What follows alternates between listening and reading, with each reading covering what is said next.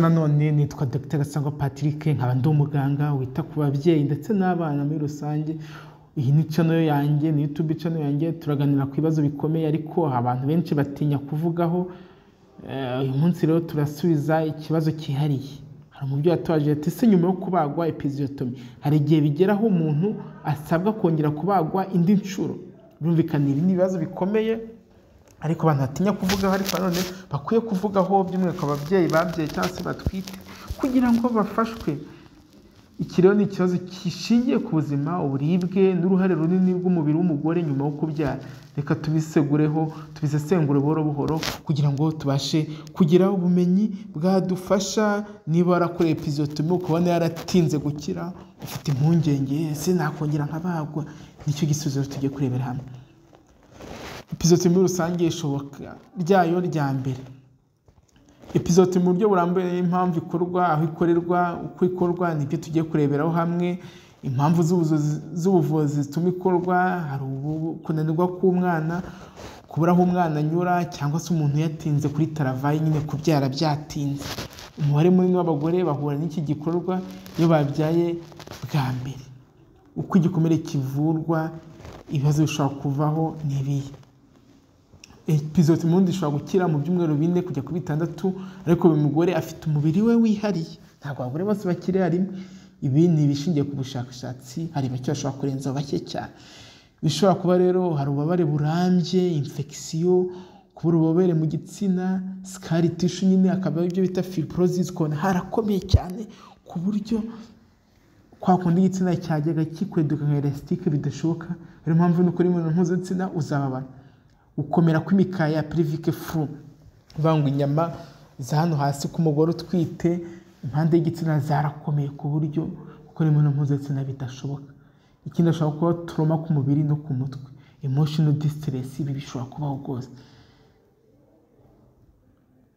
Umuntu ashobora gusubira muri operation, ibyo bita re-episiotomy, ukongera ukabarwa kuri ya episiotomy cyangwa se andi bakongera.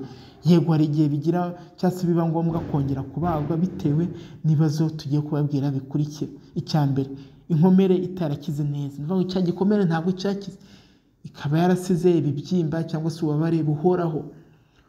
Iyo nkovu yawe igahora ikurya, ubangamiwe, kwa kundi utabasha kwicara nyuma kukongera bidashoboka. Scar tissue ikabije, hari inkovu ikabije ishobora gutuma igitsina kidashobora kwaguka. Ngo haje igikovu kinini gituma bwa bubere cyangwa kwaguka kweduka kw'igitsina gore cy'umugore bitagishoboka. Urumva ko urabangamiwe. Iki gikovu bagomba kugikuraho kugira ngo usubirane ubuzima bwawe, igitsina cyawe gikore neza akazi cyagenewe cyangwa se inshingano zayo. Ikindi hariho kubaho ububabare mu mibonano mpuzabitsina idasanzwe n'ububabare budasobanurwa. Iyo ukoze imibonano mpuzabitsina ubabara cyane bikabije kandi ntusobanurirwe impamvu. Cyakane gukomera kw'imikaya bivamo icyifuzo cyo gukora corrective surgery. Imikaya yawe yarakomeye cyane bikabije, hakenewe ya surgery bikosora cyangwa se kubaga kugira ngo bikosoke. Ikindi hari igihe habaho ububabare mu gihe cyose cy'ubuzima bw'imyororokere, uvuga igihe cyose utekereje ko imibonano mpuzabitsina urababara, igihe haje urenda mu gitsina urababara, umva ko ubangamiwe. Reconstructive surgery cyangwa se revision ikorwa. Iyi ni operation yoroheje igamije gutunganya inkovu, kugabanya scar tissue, byende by'inkovu, nyine kugabanya inkovu, kugorora agace kari karakomerekeye bikabije. Ngo igice cye cyarakomeye cyane bikabije bagomba kukigorora. Gufasha umugore kongera kugira ubuzima busanzwe bw'igitsina, igitsina cye kikongera kigakorwa cyangwa kigakora neza. Corrective surgery, reconstructive surgery, re-episiotomy ikorwa rero na muganga w'inzobere mu ndwara z'abagore cyangwa se umuganga w'uduce two hagati, urogynecology. Uyu ni muganga ufite uburambe cyangwa se ubushobozi bwo kuba yakora ino operation yo gusubiranya igitsina cyawe, ubuzima bukagenda neza. Dore urugendo rwo gusubiza cyangwa se gusubira mu buzima busanzwe. Gusubiramo imibonano bisaba kwihangana. Physical therapy, kugorora imikaya ya pelvic floor handi hasi birakenewe. Psychotherapy, gutinyuka kongera kwishimira ubuzima bw'imyororokere, hazabaho kuganirizwa n'abaganga b'imitekerereze. Ikindi agomba kuba ibiganiro hagati y'abashakanye, understanding, mu kumvana, mu patience, mu kwihangana. umuntu rero abantu benshi bakunze kwibaza ati ese nzasubirwamo episiotomy niba nongera kubyara? Oya, si itegeko, ntawe usubirwamo episiotomy uko abyaye kose, bitewe n'uko igikomere cyakize, uko utwite n'uko travail izagenda ntawamenya. Vuga ngo nimba wakora episiotomy kuri ino nshuro, birashobora kuba utaha utakongera kuyikorerwa kubera ko handi umwana anyura hashobora kuba haragutse. Ese nyuma yo kubagwa indi nshuro nzasubirana 100%? Abagore benshi rero bakira neza iyo bagiye kwa muganga hakiri kare kandi bakavurwa n'inzobere. Gusa hari abakeneye igihe kirekire mu gukira mu mutwe no ku mubiri. Iki cyo kirumvikana kubera warakomeretse, warabangamiwe.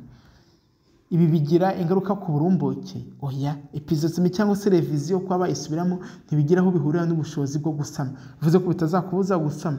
Birashoboka ko ushobora no gusama n'ubwo igitsina cy'umugabo gishobora kuba kitinjiramo neza, ariko amasoro akinjira, ushobora gusama kubera yasohoreye inyuma. Tuzi ko amasoro afite imbaraga zo kwiruka cyane. Nura wigeze kubagwa episiotomy kandi wumva imibonano yarakubabaje, ukagira impinduka ku mubiri cyangwa se ububabare budasanzwe, ntiwigire nyamwigendaho. Hari icyo ubuvuzi bushobora kugufasha gusubiramo igikorwa, kuganira na muganga cyangwa se gukora physiotherapy. Ibi byagufasha. Nta mugore ukwiye kubabara mu buzima bw'agahinda kubera inkovu yakomeretse. Ihutire kujya kwa muganga rero bagufasha. Rero mukore subscription kuri YouTube channel yacu, kora like usangize iyi video abandi, kandi niba wumva icyo ari ikibazo cyawe kira comment cyangwa se uduhamagare mu buryo bwihariye. Bye, ciao ciao.